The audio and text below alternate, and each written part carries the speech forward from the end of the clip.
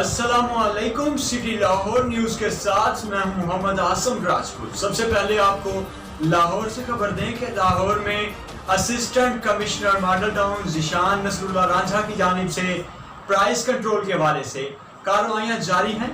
इस हवाले से मज़ीद जानते हैं हमारे नुमाइंदा कलीमुल्लाह राजपूत से।